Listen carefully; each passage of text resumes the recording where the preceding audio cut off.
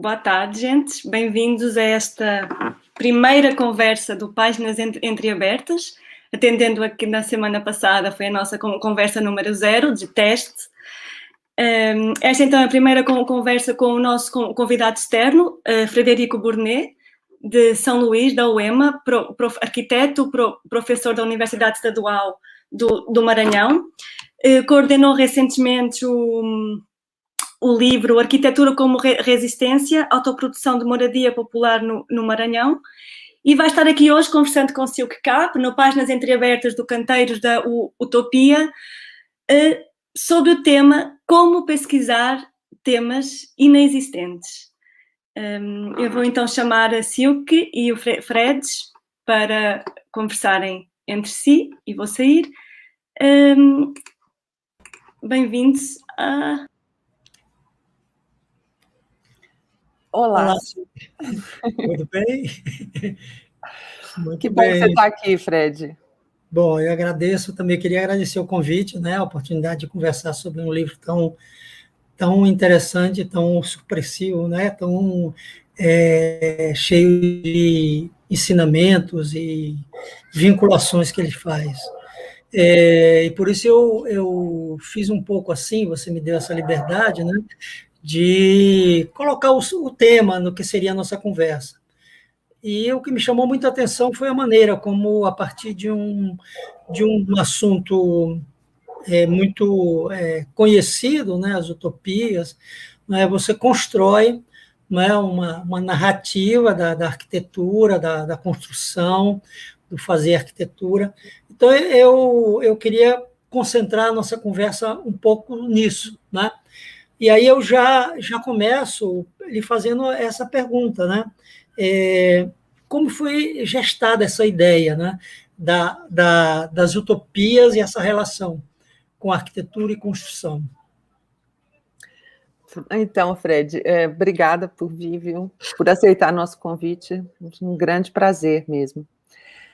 O assunto das utopias, eu há muitos anos dei uma disciplina num curso de especialização junto com a Rita Veloso, que chamava Utopias Negativas, em que, enfim, a gente discutia muito das utopias do século XX, ou distopias do século XX, e também a relação disso com o movimento moderno e tal.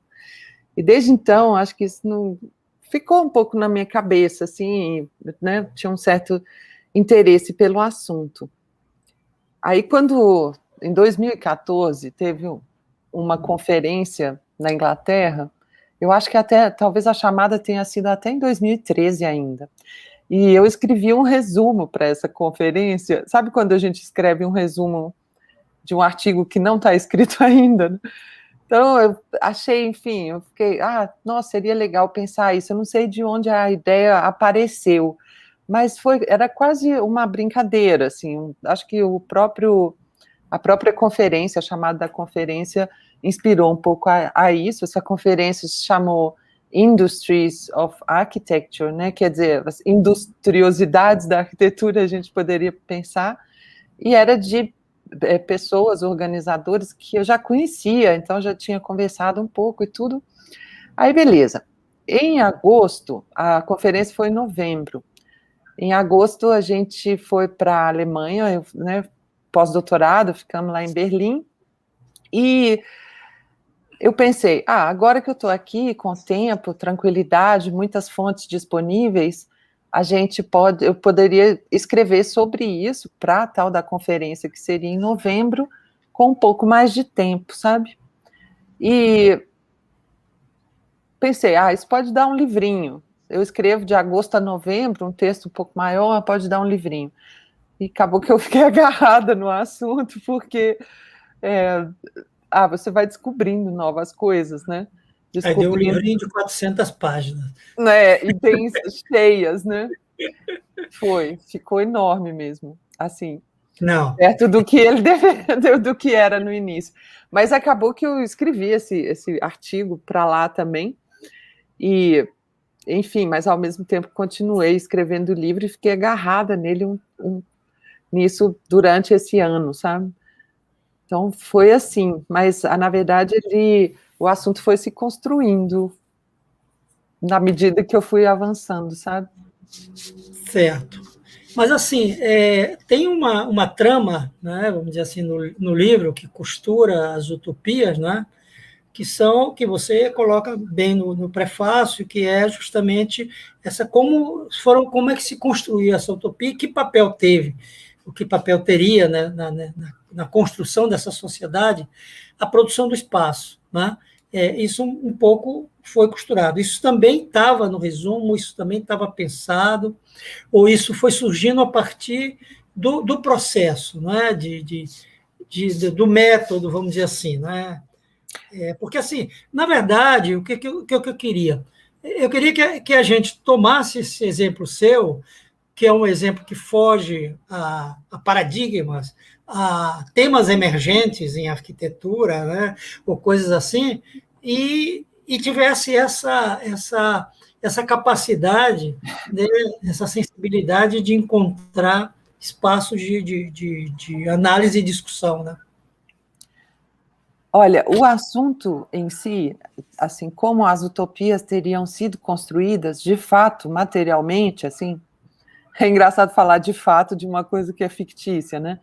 Mas isso foi o ponto de partida. O negócio era que, no início, eu estava imaginando, eu vou fazer isso sobre a utopia, a primeira utopia, a de 1516, do Thomas More. E um pouco porque era uma conferência na Inglaterra, e esse negócio ele é um pouco como se fosse um espelho de um processo de colonização que começa exatamente nessa época, 1516 logo depois. Então, inicialmente, eu pensei em fazer essa especulação só em cima desse um caso para fazer um artigo, sabe? Como é que esse cara lá em 1500 imaginou que seria essa colonização, no fim das contas, né? E então ela já estava lá no início, e de certa maneira é impressionante como que quando você tem uma pergunta na cabeça, a história fica muito mais interessante, assim, a historiografia ou a pesquisa histórica fica muito interessante, porque eu não tinha pretensão de reconstruir todo um contexto histórico inteiro, nem nada. Eu queria saber como é que eram os canteiros em determinado momento e fazer essa costura. E o fato de ser uma costura imaginária, ele dá um pouco de liberdade, um pouco mais de liberdade, né? Porque eu não estou com nenhuma pretensão de dizer era desse jeito e nunca de outro, é simplesmente essa era uma possibilidade concreta na época tal, né, um século depois, lá no século XIX, essa seria uma possibilidade de ao menos imaginar a coisa, né? Então foi assim, a pergunta estava lá desde o início, e eu acho que ela que, na verdade, deu energia para a coisa, sabe? Tá. Tem uma frase também que você usa quando você disse que você se dá conta que estava olhando para as utopias com os olhos atuais, né? E não com os olhos dos leitores no caso, por exemplo, que você está falando da utopia de More, né? Então você fala que está olhando, que deveria voltar e olhar aquilo. Então, eu acho que é daí o link, né, com a questão do contexto, que vai te obrigar a sair buscando toda a questão da construção urbana, né, da época. Aí você vai chegar na questão romana, na questão dessa sabedoria, né, que vai estar por trás dessa primeira utopia, né, que é a referência. Né? Uhum.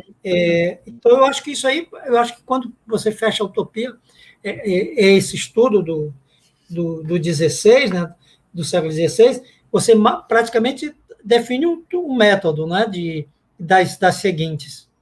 Né? Você tem razão. E eu acho que até no próprio livro dá para perceber como que o primeiro capítulo, como que esse método, se você quiser, né, como que ele vai ficando mais... vou ficando mais relaxada dentro dessa possibilidade, ou seja, de fazer uma reconstrução histórico-imaginária, assim, né? No início, acho que o próprio texto, na minha opinião, ele é mais tateante, depois ele vai ficando mais arriscado, de certa forma, né? Mas é isso mesmo. Eu acho que o método se cria, ele apareceu ou ele se construiu nesse primeiro caso, ou a partir desse primeiro caso. E, assim, por uma questão histórica, é o que tem, assim, menos a presença do arquiteto. Sim. Né? Sim. Que ele vai, aí depois, sim, vai ficando, né, mais interessante, porque começa a aparecer a afirmação da profissão. Né? Filarete, depois Boston, né? E isso tudo é interessante. Mas também você tem um tipo de utopia em que quase que é uma negação do arquiteto, né? Como, né, a do... Me escapou agora do falanstério, né? Que não considerava, até se desentende com o arquiteto. Né? Eu acho que isso aqui também é muito interessante. Né? Aquele caso é maravilhoso, né? Sim. O caso do Fourier brigando com o arquiteto é muito bom. Sim, o que aliás, acho que tem que falar, é um caso verdadeiro. Esse eu não inventei, eu só incorporei. Sim, sim. Não, e assim, e a questão de como, a partir desse momento também, o urbanismo, a arquitetura, começa a se caracterizar pelo formalismo, né, de soluções. Né? É um pouco aquela questão que você coloca da reprodução daquele modelo do falanstério, de um edifício, que seria um modelo ideal de união de convivência das pessoas, né, e que nada mais é do que, né, obrigatoriamente ter que materializar pelo negócio que pretendia se fazer, né, a partir do... Exatamente, né? Ele na verdade, um experimento cheio de concessões de uma coisa que ele nem acreditava que poderia realmente funcionar, e a gente passou a tomar como modelo total, né? Fred, Exatamente. Você falou esse negócio das soluções, eu acho que esse é o gancho mesmo, sabe? Eu fiquei pensando, depois que você propôs esse tema, que eu acho que o que eu gosto muito nessa possibilidade de abordagem é porque a gente consegue sair completamente desse registro da solução de problemas, sabe? Porque nossas pesquisas, inclusive o tipo de pesquisa que a gente consegue financiar, os projetos que a gente consegue aprovar, eles estão sempre nesse registro da solução de problema. Quer dizer, você tem um contexto que está dado, que você, né, de preferência, não deve questionar, enfoca um problema, vamos acabar ou dar um jeito de acomodar os resíduos de tal e tal indústria, ou de tal e tal processo, então eu vou colocar resíduo disso ou daquilo dentro de casas populares, ou coisas desse tipo, né? Em que, na realidade, você soluciona uma pequena questão ali, mas o fato mesmo de você solucionar essa pequena questão parece consolidar ou até legitimar todo o contexto que cria aquele problema, sabe? Então a gente está numa situação de capitalismo em fim de linha, assim, né? Os capitais desesperadamente procurando oportunidades de lucro, ao mesmo tempo destruindo as pessoas, destruindo o planeta, destruindo tudo, e a gente tem que ficar fazendo uma pesquisa em cima de tentar resolver aqui as pequenas mazelas, ou onde determinados sintomas de contradições estruturais aparecem. E quando você entra num registro diverso desse, né, esse registro imaginário, se você quiser, isso não faz mais sentido. Eu não estou fazendo pesquisa para resolver nenhum problema. Na verdade, eu estou fazendo pesquisa ou costuras, né, com uma pesquisa histórica, e, ao mesmo tempo, experiências de canteiros reais, num sentido prospectivo, sabe? Num sentido para além do que seria a nossa situação atual. Eu lembro muito um dia que o Sérgio deu uma palestra, eu sempre menciono isso com as pessoas, assim, eu achei muito legal a pergunta dele, que ele fala assim, se amanhã for a revolução, o que a gente vai fazer depois de amanhã, sabe? Como é que a gente vai acordar depois de amanhã e o que nós vamos fazer nos nossos canteiros ou nas nossas arquiteturas. E é isso, é uma tentativa de pensar em que tipo de outros registros a gente poderia operar, sabe? Atuar, agir. Claro. Agora sim, e as utopias, elas são também uma prova, né, dessa dificuldade, porque elas imaginam uma situação completamente irreal e ideal, segundo os autores, né, mas você identifica no trabalho um monte de contradições que vão, de repente, levar ao retorno de situações que o autor não queria, né, ou queria extinguir. Né? Eu acho que também isso é muito interessante, no sentido de que assim da construção social que é essa nova realidade. Né? E eu concordo com você. A universidade, né, ela tem essa questão utilitarista, né, ela tem de instrumentalizar, de buscar formas ou de aproximar de alguma maneira, humanizar, né, a gestão pública, de considerar que numa situação que nós estamos vivendo hoje, há soluções dentro, né, da boa vontade do sistema financeiro ou do sistema político internacional. Né? Nem eles têm isso. Né? Nem eles têm isso. Não tem de jeito nenhum. É muito forte. Eu... Mas, sim, diga. Não, diga você. Não, eu queria entrar numa outra questão do trabalho, que ele tem que ver um pouco com a gente, tem um pouco que ver também com o ensino de arquitetura, que é a questão. Essa é uma sua pesquisa, ela é uma pesquisa bibliográfica. Ela não tem, essencialmente, um empirismo, né? Porque ele se trata de alguma coisa que foi pensada idealmente. Então, como é que você enfrentou isso? Né? Porque quando a gente olha as referências bibliográficas, eu até exagerei, contando lá 5 em língua portuguesa, né? E tudo demais é em inglês, francês, alemão, italiano, espanhol. Né? Isso é um indicativo, né, de alguma coisa, mas é também como você construiu essa pesquisa bibliográfica, né, a partir da proposta, do projeto. Boa pergunta. Na verdade, eu acho que a partir desses... Eu confesso que eu não li todas as utopias literárias que estão disponíveis para depois escolher. Na verdade, eu fui... Primeiro, a âncora de tudo são esses livros, essas utopias literárias que eu um pouco fui olhando, não tão de perto, mas sentindo um pouco o astral de cada uma delas, e aí eu escolhi.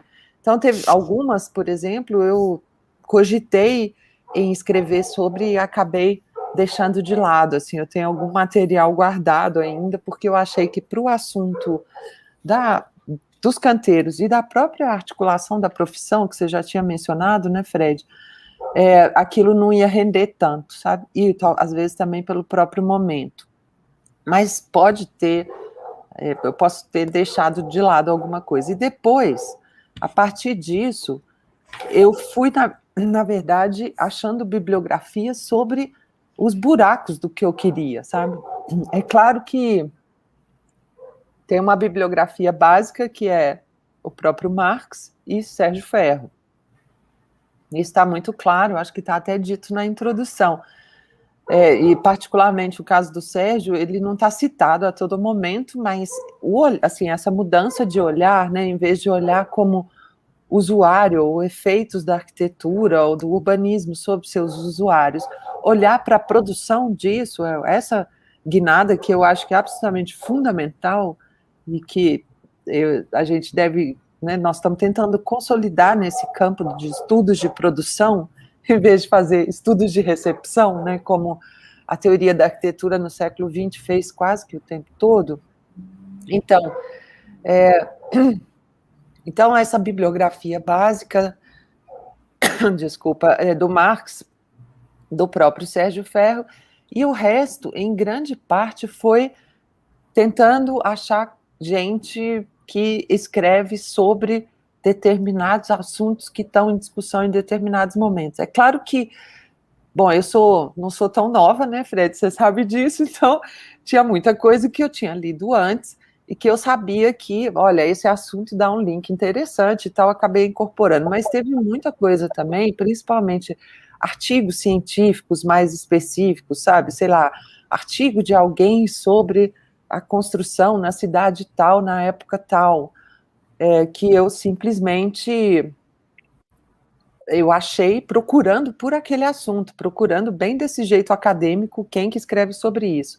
E outras coisas que são assim as preciosidades são as revistas históricas, que na realidade elas aparecem sobretudo a partir do século XIX, né? E eu estou tratando de 3 utopias do século XIX, então, por exemplo, essa que você mencionou, que é do finalzinho do século XIX já, que é a do Edward Bellamy, que chama Looking Backwards, né? Ela chama, acho que em português, Olhando para Trás. É muito maravilhoso, porque naquele momento existe uma revista de arquitetura na Inglaterra, nos Estados Unidos, que chama The American Architect, que está toda disponível online, e ela é uma revista que tem, a cada ano eles faziam um index, sabe? Então dá para você achar os assuntos relativos, por exemplo, quem construiu tal coisa, como é que era tal técnica, ou como é que os arquitetos se relacionavam com as lutas trabalhistas. Assim, basta ir lá no volume do ano e no índice, né, nesse index, e olha lá, lutas trabalhistas. Aí você acha lá dentro os artigos todos. Dá um pouco de trabalho, os arquivos são pesados, às vezes demora um pouco para acessar, mas é um material maravilhoso, sabe? Porque são, são, em certo sentido, fontes primárias. Tudo bem que são os seus representantes digitais que a gente está consultando, né? E algumas coisas também, como em grande parte dessa pesquisa a gente estava em Berlim, tinha também muitas bibliotecas e coisas disponíveis, né, para consultar. Por exemplo, esse livro do Filarete, bilíngue, ele é difícil de achar, porque esse que foi traduzido para inglês e que tem uma edição facsímile e tal, mas esse ele existia lá numa biblioteca, talvez aqui não conseguiria. Mas, enfim, eu acho que grande parte das coisas mais antigas, principalmente essas que já estão liberadas, são de domínio público, elas estão disponíveis, sabe? E quanto às línguas que você falou, eu sei um pouco de algumas línguas, mas eu acho que na leitura isso também é muito mais tranquilo, porque você tem tempo de decifrar aquilo, ir atrás, né, usar alguns artifícios para ajudar. Como é que você organizava o tempo nisso aí? Então, Fred, eu sou caótica. Você está supondo um grau de organização que não tem. Mas eu tenho umas folhas que eu fui colando uma folha na outra, assim, e vendo os buracos que estavam, sabe? Tipo, post-it, essas coisas. Não, o volume de informação, enquanto informação, né, chama atenção pela capacidade, né, pela necessidade de organizá-la, né, de linká-la. A outra questão que também assim aparece, assim, a gente não pode desvincular a pesquisa, o trabalho, a relação com as publicações, com a sua formação na área da filosofia.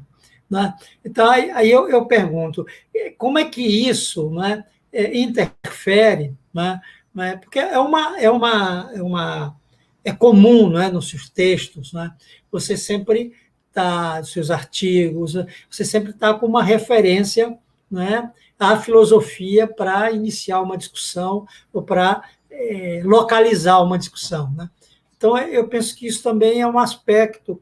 Como é que isso, né, a gente pode assim, conviver sem a filosofia, né, nas formações acadêmicas em geral, né, e em arquitetura também, né, que está muito ligada à sociologia, à antropologia, né, e que a gente passa ao largo de tudo isso. E você aqui também discute muito disso, né? Sabe, eu acho que a gente, no campo da arquitetura, tem uma tradição, e isso não é só no Brasil, eu acho que em toda parte, de fazer um uso um pouco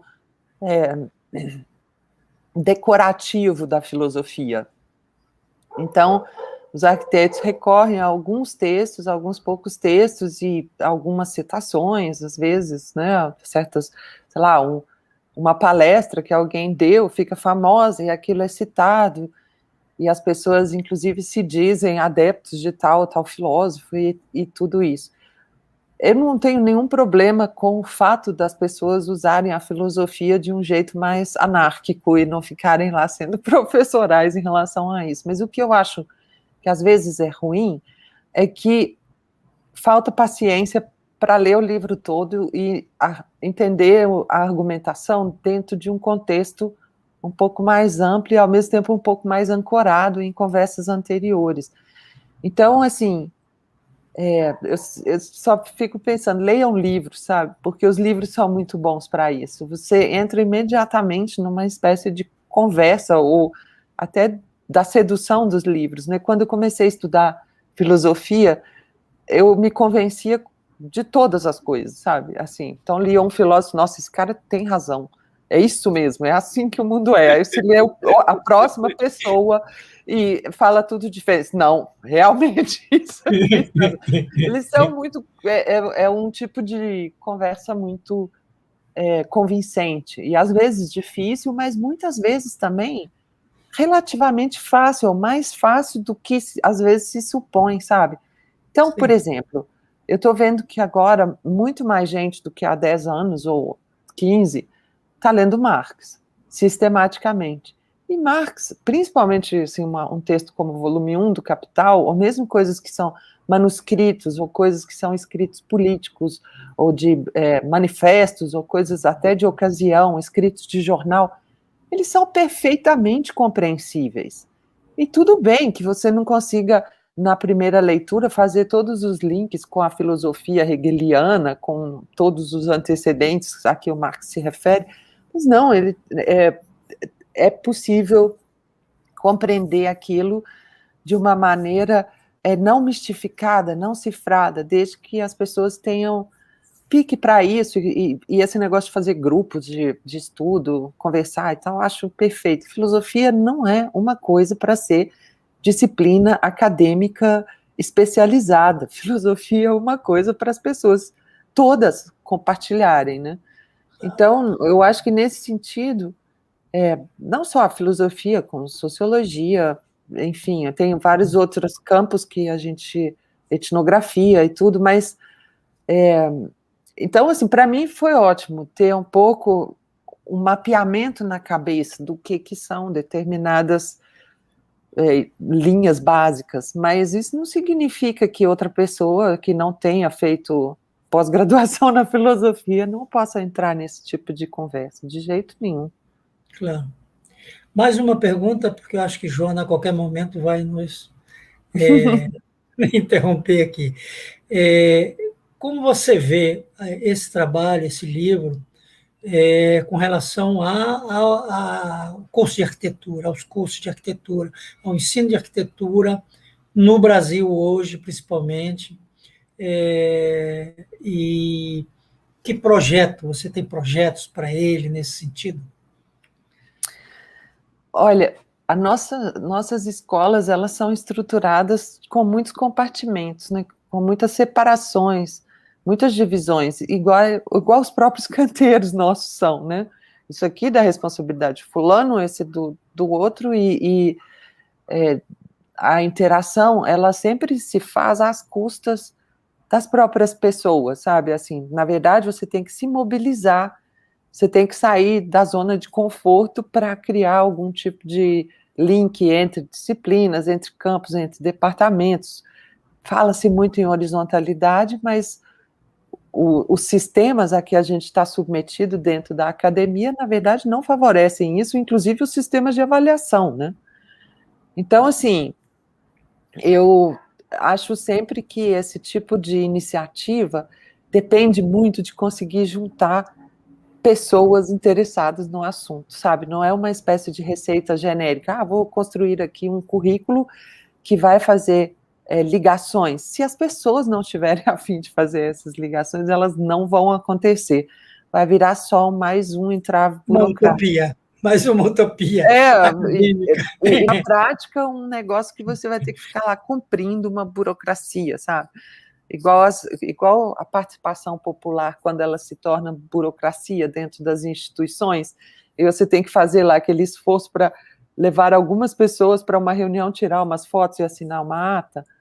Então, assim, nesse sentido, eu não tenho projeto formal a respeito disso. Eu tenho muito mais essa ideia de que, bom, tem gente dentro do MON, dentro do grupo de pesquisa, que trabalha com campos que, assim, me são caros, mas que eu não tenho competência nenhuma, né? Então, gente que está fazendo trabalhos de extensão, ou fazendo trabalhos relacionados a águas urbanas, ou fazendo, enfim, fazendo trabalhos relacionados a interfaces digitais, e um monte de coisa assim, e são todas pessoas que, no final das contas, estão engajadas numa transformação social, sabe? Mesmo que ela seja difícil, remota, e tudo isso. Então, a partir desse tipo de interesse comum, você sabe que interesse é inter-esse, né? É o que está entre as pessoas. Isso é o sentido genuíno do interesse. Então, essa coisa que está entre nós, que faz a cola entre esses grupos, e não só dentro do grupo de pesquisa, como várias pessoas com quem a gente vai criando esse tipo de afinidade, eu acho que aí sim dá para fazer alguns experimentos, inclusive dentro desse âmbito do ensino, sabe? Mas como projeto formal, acho difícil. Desculpa, eu tenho este papel chato de ficar policiando um pouco, mas é pelo nosso interesse também. Já estamos em 32 minutos, a conversa foi super interessante e acho que a nossa ideia era mesmo entreabrir as páginas para dar vontade de ler ainda mais.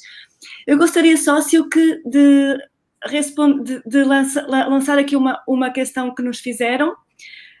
Você responderia em um minutinho só, para também podermos aproveitar a vantagem de estarmos fazendo uma live e de ter pessoas que participam ao vivo. Então, a Giovana Camargo pergunta, diz que adoraria saber como foi a construção da organização dos capítulos, a construção da ordem, a expectativa da narrativa para o leitor.